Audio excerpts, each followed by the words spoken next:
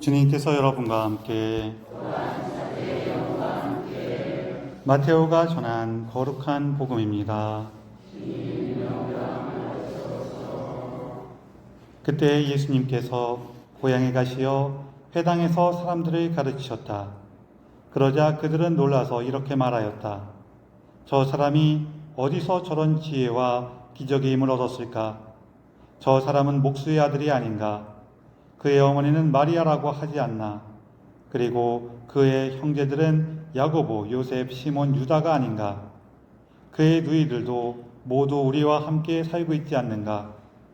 그런데 저 사람은 어디서 저 모든 것을 얻었지?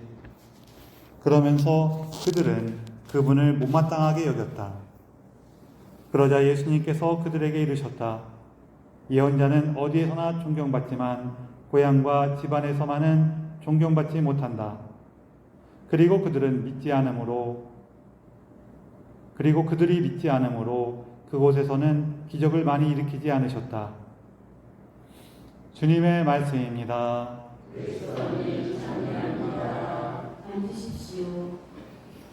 참 예수님, 서로 인사를 좀 나누세요.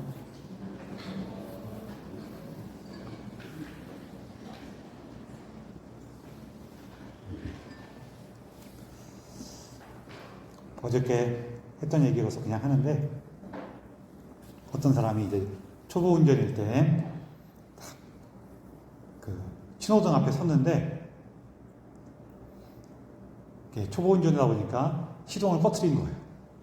시동을 꺼트리고 당황해갖고 기어도 못 넣고 어떻게 우왕좌왕 막 당황해서 그러고 있다가 보니까 신호가 다 바뀔 때까지 빨간불 됐다, 파란불 됐다, 노란불 됐다 할 때 한 바퀴 돌아갈 때까지도 출발을 못하고 계속 있으니까 저쪽에 있던 경찰이 이렇게 오더래요. 경찰이 쭉 오더니 운전하던 사람이 막 당하고 있는데 또 경찰을 보니까 얼마나 또 놀라겠어요. 더 당황해서 막 그러고 있는데 그 경찰이 오더니 그러더래요. 이분이 충청도 분이었나 봐요. 왜요? 마음에 드는 색이 없는겨? 그러더래요. 신호등에서 마음에 드는 색이 없는겨? 그러더래요. 자, 오늘은 이냐시오 데 로율라 성인의 축일입니다. 우리가 이제 주로 기억하는 이냐시오 성인이 두 분이 계신데, 한 분은 교부, 사도들의 제자 시절에 있던, 박해 시대 때 있던 이냐시오 성인이 계시고요. 안티오키아의 이냐시오 성인. 이분은 예수님을 봤던, 예수님이 살아계실 때 아주 어리셨던, 그래서 예수님이 이렇게 안아주셨던 그 아이들 중에 한 명이라고 우리가 전해지고 있어요, 우리에게. 그분이 계시고, 한 분이 여기 오늘 우리가 기념하는 이냐시오 데 로율라 성인인데, 이분은 16세기에 스페인에서 계셨던 성인이에요. 주로 활동은 스페인에서 하신 건 아닌데, 주로 활동은 이제 로마에서 더 많이 하셨는데,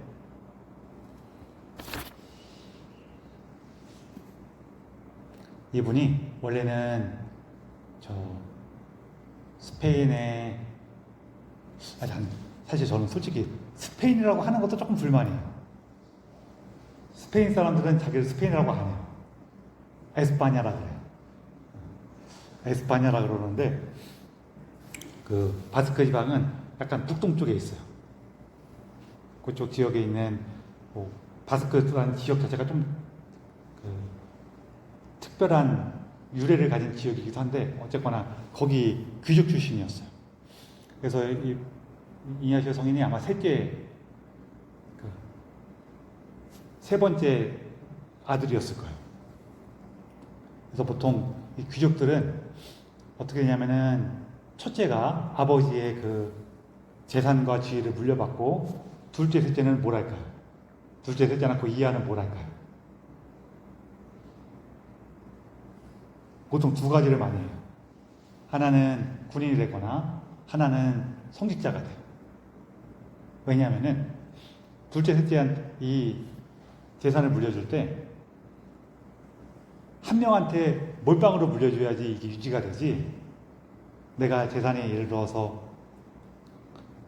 얼마쯤 있어야지, 그러니까 한 10억쯤 있다고 쳐봐요. 그럼 10억쯤 있으면은 그래도 뭔가 이렇게 할 만한 바탕이 되죠. 근데 자식이 3명이야. 그래갖고 3억씩 물려줘요. 그럼 예, 애들이 3억 갖고는 10억 갖고 할 수 있는 일하고 다른 일이 되죠. 액수가 너무, 전 3억도 가져본 적이 없습니다. 그래갖고 이렇게 좀 그런가요? 이렇게, 그래서 이렇게 나누면은 힘이 많이 약해져요. 그러다 보니까 한 명한테 다 물려주고 나머지는 조금씩밖에 안 줘요. 그러다 보니 그 상태에서 선택할 수 있는 게 몇 가지가 없어요. 가장 대표적인 게 군인이 되거나 성직자가 되는 거예요. 그래서 이제 이 집도 둘째는 아마 군인 쪽을 간 것 같아요. 근데 뭘 했냐면은 그리고 나중에 연관이 있어갖고 둘째 형은 배를 타고 신대륙으로 다닌 거예요. 바다로 나간 거예요. 요 시절이 콜럼버스가 신대륙을 발견하고 나서 이제 한 세대 정도 지났을 때니까 이제 왕래가 많아질 때, 왕래가 많아지고 계속 움직임이 있고 그럴 때예요. 우리 역사적으로는 유럽의 지리상의 발견 시대가 돼갖고 여기저기 막 퍼질 때예요. 그리고 둘째 형수가 그래서 그 콜럼버스한테 배를 줘갖고 신대륙을 발견하도록 후원한 사람이 그 에스파냐 이사벨라 여왕인데, 그 이사벨라 여왕하고 이렇게 친구는 아닌 것 같고, 나이 차이나 이런 것 때문에 친구는 아닌 것 같고, 아마 그 궁정에서 일하던 시녀였던 것 같아요. 여러분, 시녀라고 그러면은 무술이 생각하시면 안 돼요. 시녀는 무술이가 아니에요. 우리 외국 영화 볼 때 시녀가 있고 하녀가 있거든요. 둘은 지위가 완전히 달라요. 그게 완전히 달라갖고, 주로 시녀는 누가 하냐면은, 왕이면은 귀족집 딸들이 그 왕비나 공주 집에 가서 시녀 역할을 하는 거예요. 시녀가 하는 일이 재봉질하고 청소하고 이거 하는 거 아니에요. 옆에서 필요한 어떤 그 외교적인 사안이라든지 사교적인 사안 같은 거 이런 거 도와주는 거예요. 그래서 그냥 이렇게 이런 지위가 우리나라에 없었기 때문에 잘 안 떠오르는데, 옛날 드라마 보면은 여인시대라는 드라마가 있었어요. 그쵸? 기억 안 나세요? 그때 그 왕비, 나중엔 데뷔가 되는데, 그 데뷔한테 당시 그 세도 정치가의 부인이 와갖고 이렇게 싹싹 하면서 서로 막 의견도 나누고 조언도 하고 막 그러죠. 좀 그런 거, 이거 너무 옛날 드라마하고 기억이 안 나시겠구나. 그래요. 그런 역할을 하는 거예요. 아마 그런 것 같아요. 아까 연관이 좀 있었어요.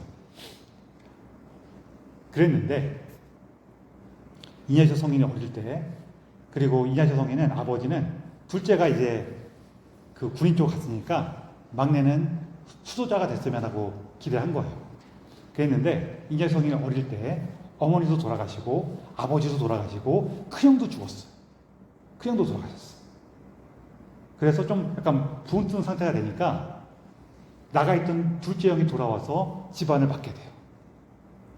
그리고 이냐시오 성인은 어릴 때부터 막 이렇게 기사들 나가고 멋지게 싸워서 명예를 드높였다 이런 걸 좋아했어요. 우리도 남자애들 어릴 때 보면은 막 군인 나오고 막 이런 거 좋아하잖아요. 그쵸? 안 좋아요? 저는 안 키워서 잘 모르는데, 그리고 막 모험하고 막 이런 거 좋아한단 말이에요. 그래서 이냐시오 성인도 아버지의 기대와는 상관없이 군인이 되기를 결정을 해요. 그래서 그 군사의 길로 나가게 되는데, 귀족이니까 처음부터 장교로 시작을 해요. 이렇게 막 병사부터 시작하는 게 아니라 장교로 시작을 해요. 그래서 이제 전쟁터에 다니면서 그 당시 장군들의 눈에 잘 보여서, 제가 이제 귀족 집안이다 보니까 어떠냐면은 어느 가문 누구라고 이렇게 소개도 받아. 그래? 그 눈여겨보는데 얘가 굉장히 뭔가 우리 얘기하면 감투 정신이 뛰어나. 그러니까 나가서 앞장서고 막 이런 걸 좋아해. 그리고 뭘 일을 맡기니까 똘똘하게 잘해. 그러니까 이게 마음에 든다 하면서 자기부터 키운 거예요. 키워서 뭐 싸우는 법, 뭐 지휘하는 법, 뭐 술 마시고 도박하는 법 이런 걸 다 알려준 거예요. 원래 그런 시대니까. 그래서 한참 신났는데 당시 이제 에스파냐하고 스페인, 프랑스하고 전쟁이 벌어져요. 전쟁이 벌어져서 거기 참가했다가 대포를 다리에 맞아갖고 다리가 부러져요. 갖고 급하게 이제 자기 집안으로 후송돼서 거기서 치료받고 회복을 되는데 이 과정에서 두 가지 사건이 벌어져요. 하나는 뭐냐면은 다리가 부러졌다가 다시 이게 그거를 싸매갖고 고치는데 이게 잘못 붙었어요. 잘못 붙으면 어떻게 해야 돼요? 옛날에는 또 인자조성에는 군인으로서의 뜻이 있으니까 그거를 다시 부러뜨려서 또 붙였어요. 이거를 여러 차례 하다가 결국엔 잘못돼갖고 다리가 절름발이가 돼요. 근데 그 과정에서 아직 그렇게 확정되기 전에 이 치료하고 다리가 부러졌으니까 움직일 수가 있겠어요? 꼼짝 못하겠어요? 꼼짝 못하고 있는데 심심하잖아요. 심심해갖고 거기 하인들한테 야, 내가 좋아하는 그 기사들 나오고 막 이렇게 전쟁 있는 그런 것들 좀 갖고 와라. 그러니까 우리를 치면은 삼국지 같은 것 좀 갖고 와라 그런 거예요. 삼국지 연이 좀 갖고 와라 그런 거예요. 근데 하인들이 그 얘기를 잘 못 알아들었어. 뿐만 아니라 그래갖고 심심했는데 그 집에 있던 책이 마침 그리스도의 생애하고 성인들의 삶이라는 책 2개밖에 없었어요. 그래갖고 심심하니까 그 책을 계속 읽은 거예요. 그리스도의 생애, 성인들의 삶, 그 책을 계속 읽었는데 읽다 보니까 자기가 군인으로서 자기 명성을 드러내고 이름을 드높이기 위해서 전쟁터를 누빌 때에는 막 그런 모습들이 멋있어 보이고 자기도 엄청 신나기도 하고 그랬는데 싸움을 마치고 돌아올 때마다 허탈했던 거예요.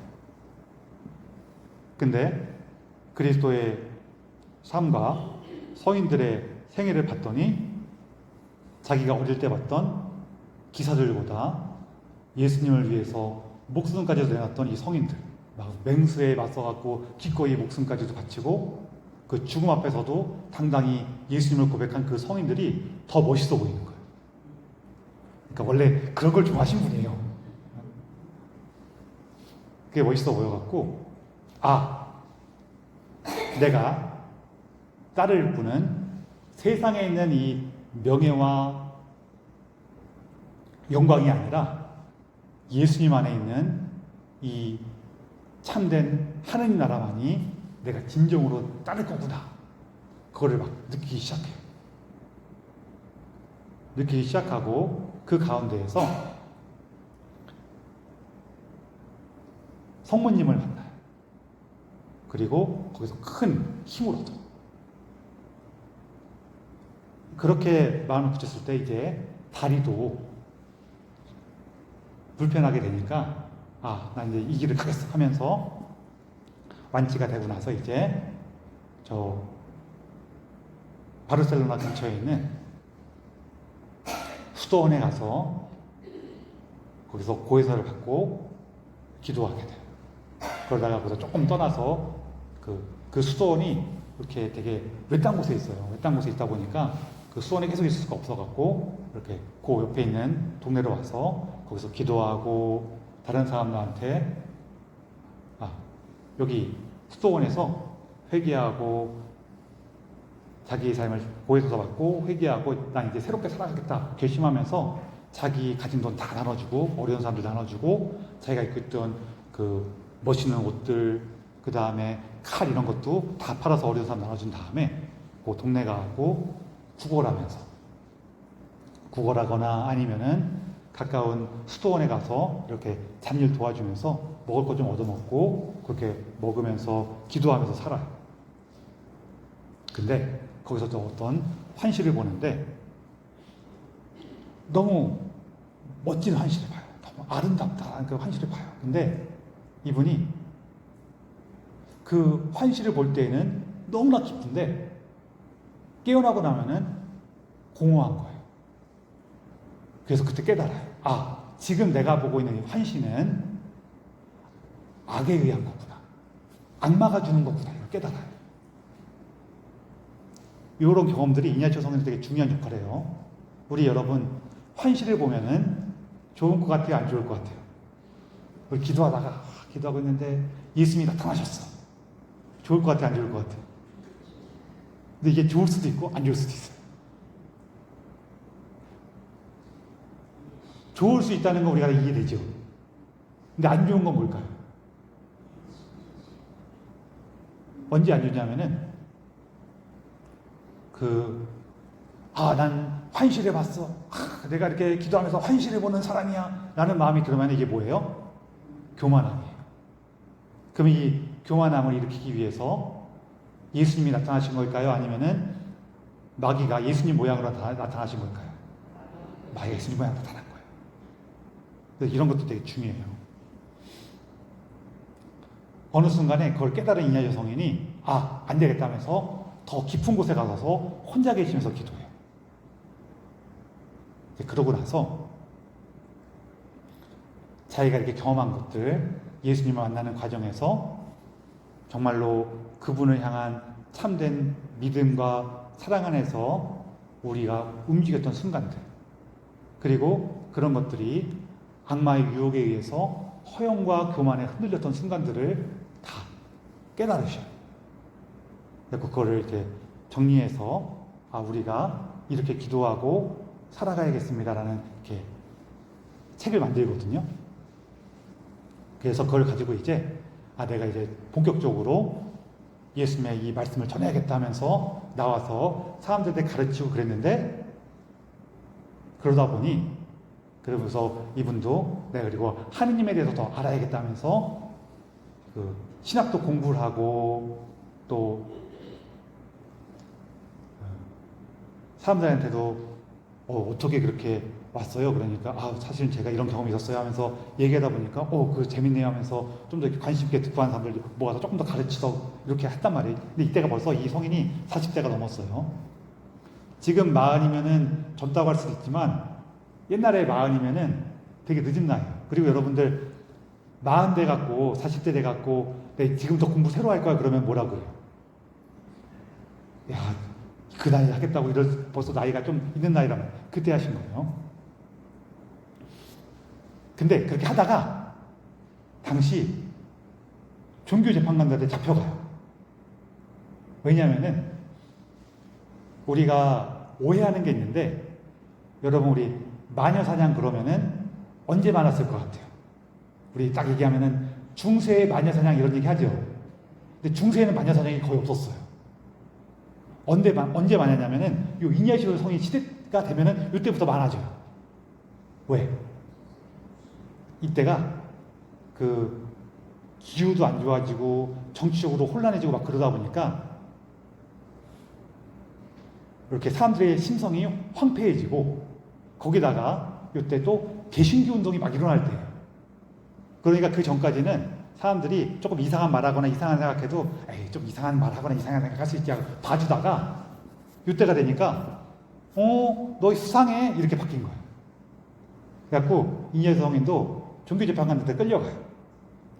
근데 여러분들 그 종교재판을 받아도 보통은 이게 이 시절에는 우리 기준으로 따지면 다 이렇게 험악하고 야만적이고 폭력적이에요. 이거는 우리가 이해해야 돼요. 여기 어르신들은 이해하실 거예요. 우리 어르신들 어릴 때에는 누가 뼈 부러지면 얼른 병원 가야겠나 그랬어요? 아니면 된장 바르면 나 그랬어요? 그랬단 말이에요. 옛날만 해도 그래요. 그러니까 벌써 몇백 년 전이니까 더 그렇단 말이에요. 그렇긴 한데, 그래서 지금처럼 더 이렇게 철저하고 인권을 살피고 그러진 않았어요. 그래도 이렇게 중앙 권력이 살아있고 혼란스럽지 않을까. 왕이 왕권이 굳건하게 있으면은 밑에 있는 애들이 자기 마음대로 재판을 할 수가 없어요. 자기 마음대로 재판하면은 이 왕이 너 왜 네 마음대로 재판해? 그러면서 관리를 보내갖고 야 제대로 재판해 이렇게 한단 말이에요. 그런데 중앙 권력이 힘이 없어. 그러면은 동네에서 알아서 그 동네 제일 이렇게 그 말빨 세고 어깨에 힘들어간 사람이 지 마음대로 막 재판도 하고 막 그럴 거 아니에요. 그렇죠? 그러면은 중앙 권력이 살아있을 때 좀 그래도 그나마 공정하겠어요? 동네에서 자기들 마음대로 재판할 때 공정하겠어요? 중앙 권력이 살아있을 때 공정한 거예요. 동네에서 마음대로 재판하잖아요. 그럼 어떤 일까지 벌어지냐면은 이런 일도 벌어져요. 어떤 사람이 우리 집 앞으로 계속 다니는데 좀 기분 나빠. 혹은 제가 지난번에 나 뭐 좀 꺼달라 그랬는데 나도 좀 힘들어서 안 꺼줬어. 그러면 계속 찔려요, 안 찔려요? 안 찔려요? 뭐 부탁하는데 내가 못 도와줬어. 좀 찔릴 수가 있단 말이에요. 근데 그 사람 맨날 봐야 돼. 그럼 맨날 이렇게 찔리다 보니까 기분 나빠요, 안 나빠요? 기분 나빠. 근데 마침 우리 집에 소가 죽었어. 그럼 나는 자기도 모르게 걔가 우리 소 죽으라고 해서 죽었나 하는 마음이 들 수도 있단 말이에요. 그럼 이거를 고발을 해. 고발했는데 중앙에서 관리가 나오면은 야 그게 말 같은 소리냐 하고서 그냥 간단 말이에요. 근데 동네에서 재판하면은 동네에서 수근수근 해갖고 야 그렇지 않아도 걔 좀 이상한 것 같았어 그러면서 동네 분위기가 그러면은 걔 많이 한 것 같아. 남자건 여자건 이렇게 해서 죽인단 말이에요. 그런 시대예요. 그나마 에스파냐는 중앙 권력이 좀 강한 나라예요. 그래서 2단 재판관, 종교 재판관, 곧 2단 신문관이라 그래요. 종교 재판관한테 잡혀가도 막 고문당하고 그러진 않았어요. 근데 너 뭐 했어? 이렇게 얘기 듣고 조사받고 좀 혼나기도 하고 그 다음에 며칠 동안 감옥에 있다가 너 이제 가르치지 말고 풀려났어요. 그래갖고 이냐 성인이 이렇게 하면 안 되나 보다 해갖고 이냐 성인이 왜 잡혀갔냐면은 우리가 예수님에 대해서 가르칠 수 있는 권한은 그 자격이 있어야지 할 수가 있는 거예요. 보통 부제나 사제나 그러니까 신부님이나 부제님이나 아니면은 이제 그 대학에서도 교수가 아니면 가르칠 수가 없어요. 그냥 대학생이 딴 대학생 가르치면 안 돼. 이런 규정들이 있었어요. 근데 그거를 규칙을 깨고 함부로 가르치면은 어떻게 돼요? 너도 위에서 시킨 대로 안 하고 네 마음대로 하는 거 보니까 루터 같은 놈이냐 이런단 말이에요. 이 시절이 그런 시절이니까. 루터가 저쪽 독일 지역에서 그 개신교 개혁을 막 일으키던 그쯤이라면 그 조금 뒤의 시대란 말이에요. 그러다 보니 이 이녀주성인 다시 이제 이게 함부로 하면 안 되겠구나 하면서 좀 더 제대로 교육을 받기 위해서 조금 이동을 해요. 근데 거기서 이제 교육을 받으려고 하다 보니까 또 비슷한 일이 또 벌어진 거예요. 거기다가 또 소문이 퍼졌어. 야, 쟤 저기 종교재판 받았던 애래. 그래갖고 쫓겨나요. 그거 안 되겠다 싶어갖고 어디로 가냐면은 아예 파리로 가요. 이 당시에도 파리에는 그 명성 있는 신학대학교가 있었어요. 요 파리 신학교에서 나온 가장 유명한 인물들이 누구냐면은 토마스 아퀴나스 성인하고 보나벤투라 성인이에요. 이분들 말고도 그 성인들, 그 예수님에 대한, 하느님께 대한 그 신비와 사랑을 깊이 연구한 성인들이 많이 있었어요. 그래서 거기에서 공부를 시작해요. 그러니까 뭐예요? 내가 예수님을 만나고 예수님 안에서 변화된 거를 사람들하고 좀 나누려고 했더니 자꾸 사람들이 와갖고 너 자격 있어? 너 배운 거 있어? 맨날 그러다 보니까 에이 참 하면서 이제 그럼 내가 제대로 배워보마 그러면서 간 거란 말이에요. 그리고 그 파리에서 이제 동료들을 만나게 돼요. 파리에서 공부도 하고 또 그 공부하는 과정에서 이제 앞으로 이니아시오 성인이 만드시는 예수회의 초석이 되는 동료들을 만나게 돼요. 가장 유명하신 분이 프란치스코 하비에르 성인이죠.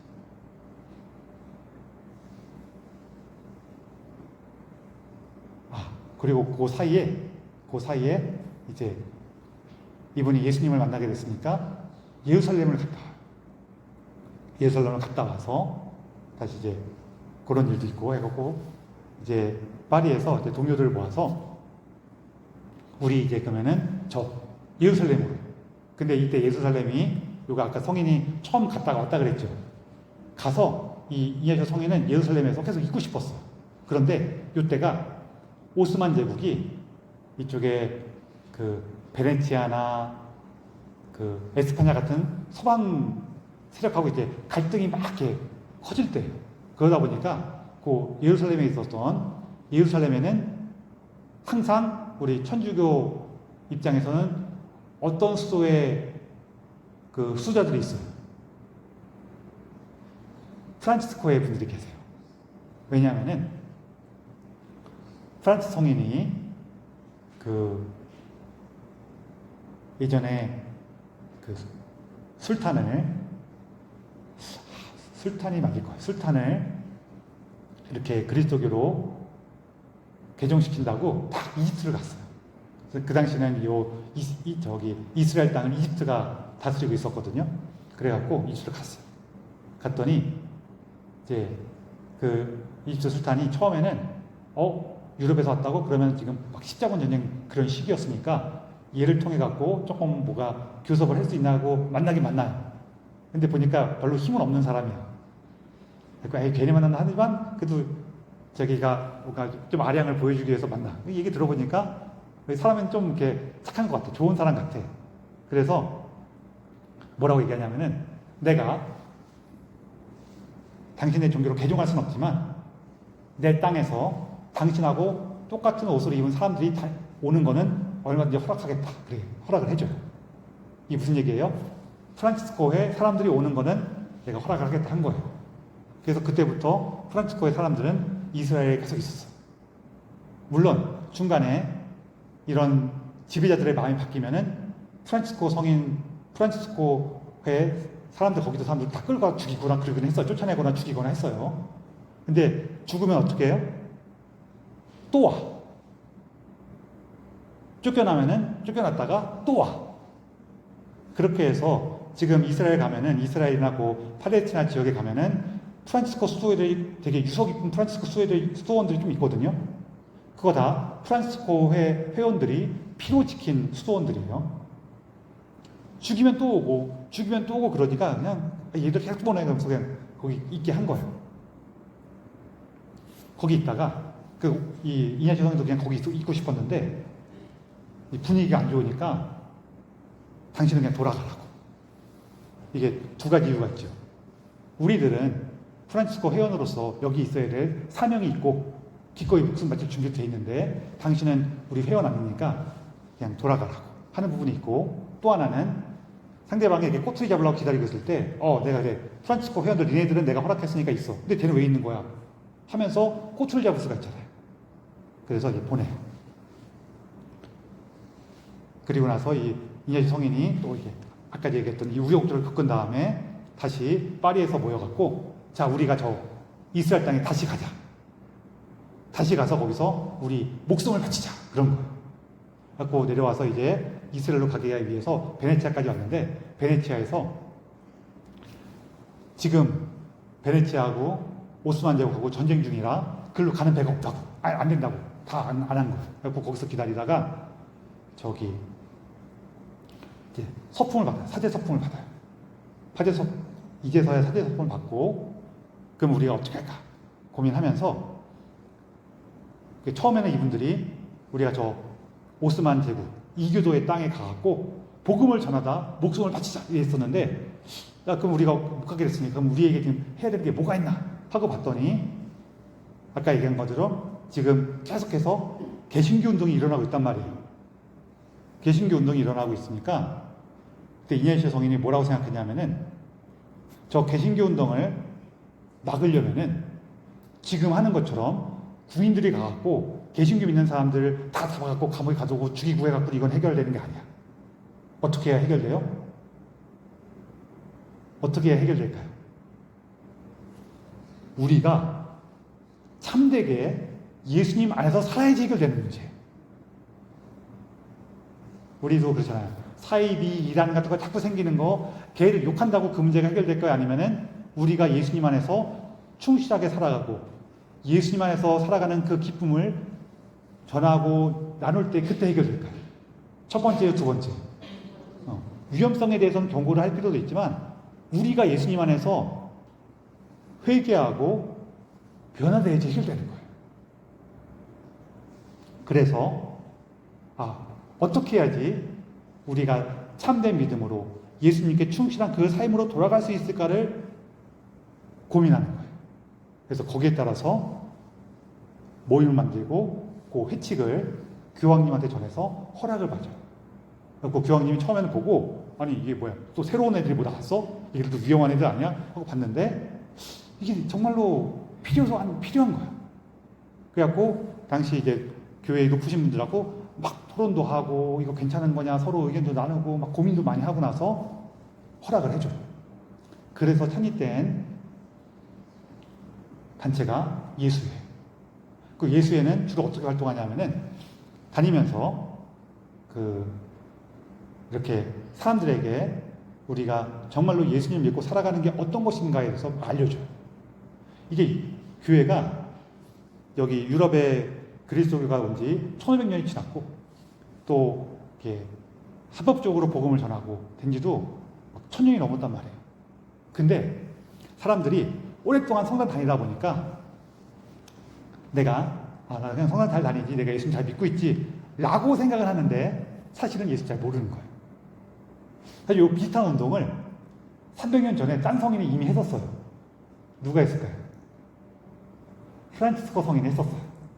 프란치스 성인, 도미니코 성인이 그런 역할을 했던 거예요. 근데 그게 300년이 지나고 나니까 또 이제 또 흐지부지 되고 흐리멍텅해진 것도 있고 또 하나는 300년 전에 가르친 거하고 지금 가르친 거하고 똑같을까요? 달라야 될까요? 달라져야 돼요.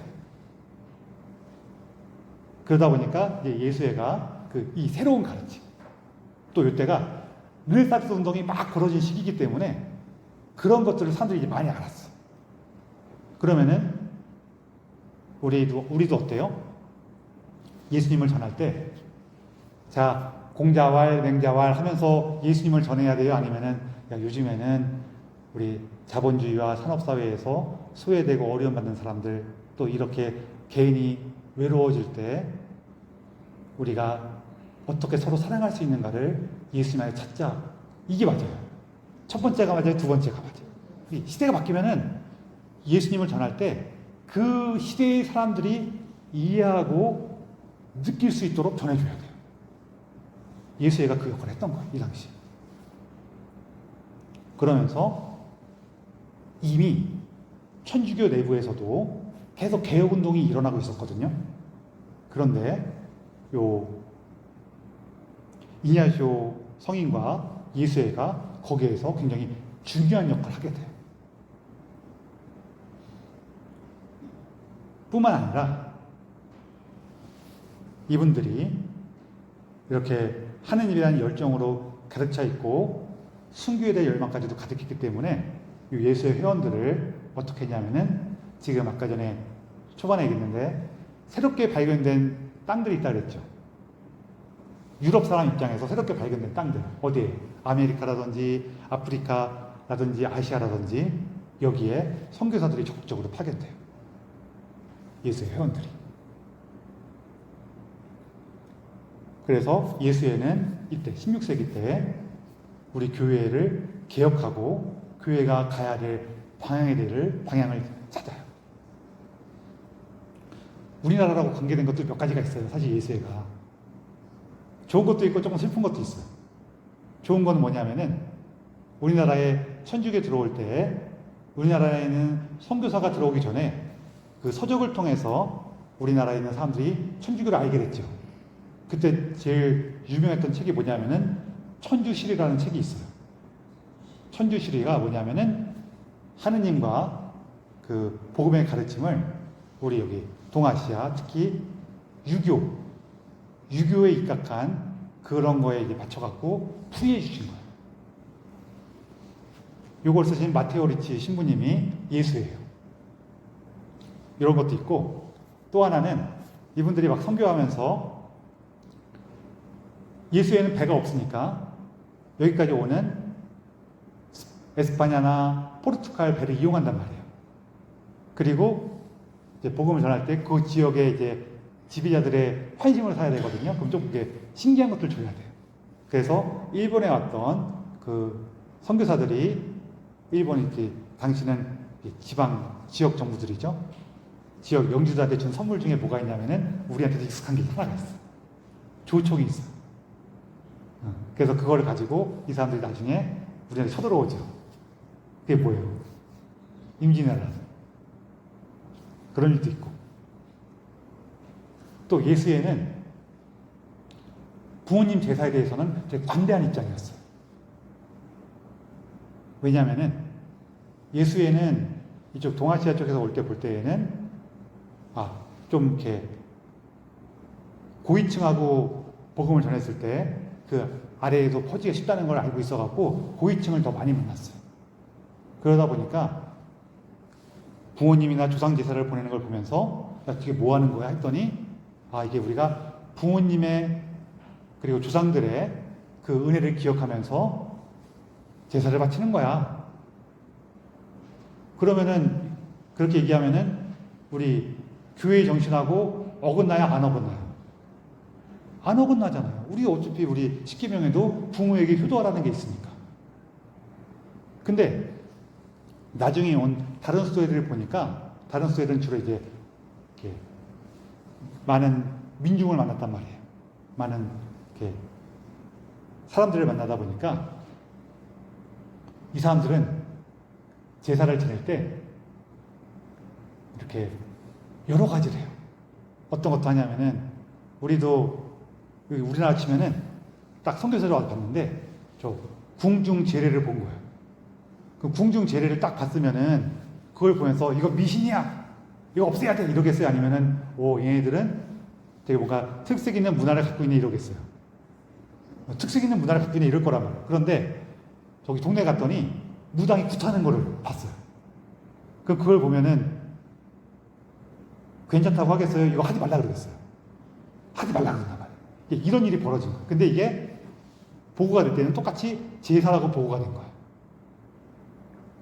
그러니까 위에서는 하라 그래요? 하지 말라 그래요? 하지 말라고 한 거예요.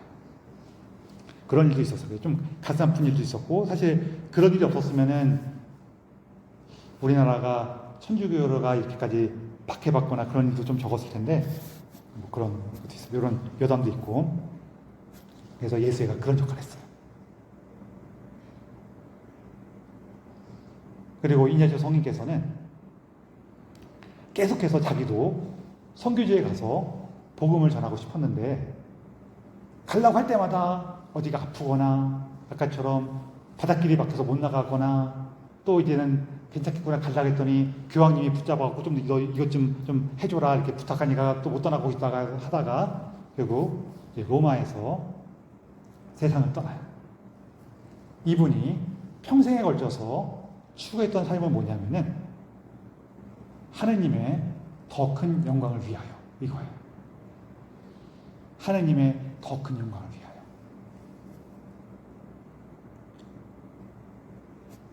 그러면서 제가 이분의 삶에 대해 얘기할 때 조금 여러분이 같이 기억했으면 하는 게 두 가지가 있어요. 한 가지는 이분이 어떤 문제가 있을 때마다 어떤 어려움을 겪을 때마다 남을 탓했어요? 아니면은 자기를 계속 새롭게 하셨어요? 자기를 새롭게 하셨어요.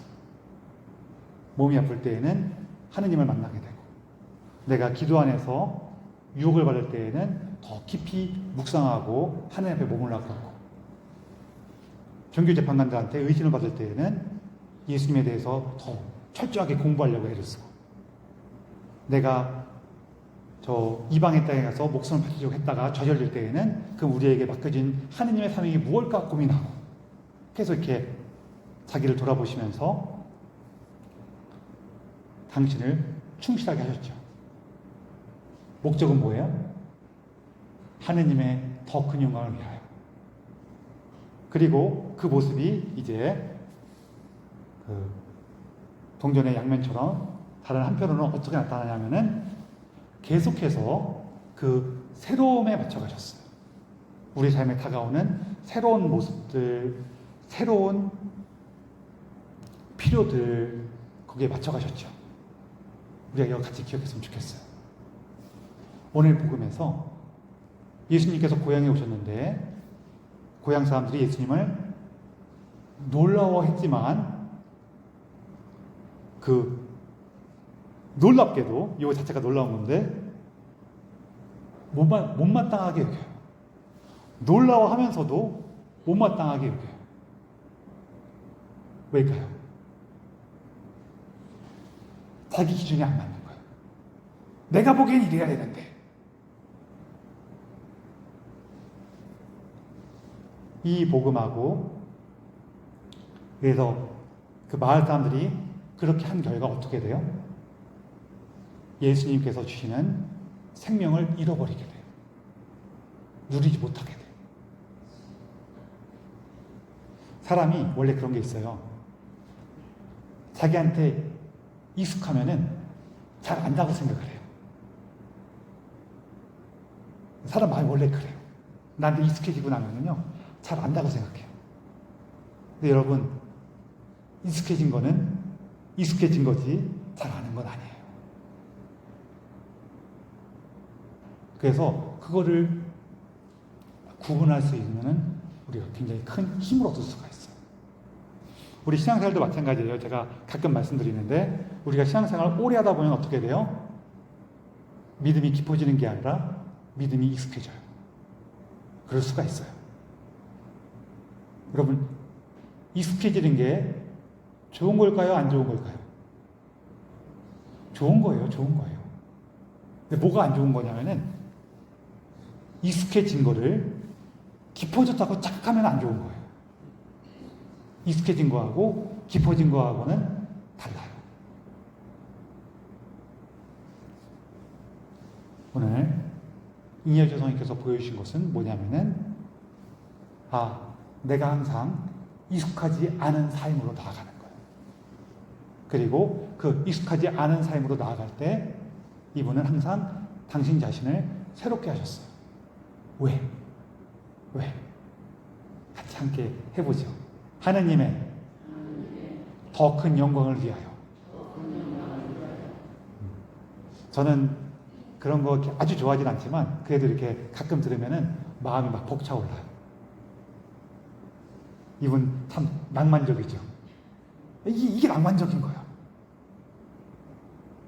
내가 내 노력으로 인간의 힘으로 얻을 수 없을 것처럼 너무 어렵고 한계처럼 보이는 것도 과감하게 도전해요. 왜? 하느님의 더 큰 영광을 위하여. 여러분, 오늘 이녀주 성인의 축일을 보내면서 우리도 하느님의 더 큰 영광을 위하여 새롭게 한 발을 내딜 수 있는 그 은총의 전구를 청하면서 이 미사를 봉헌합시다.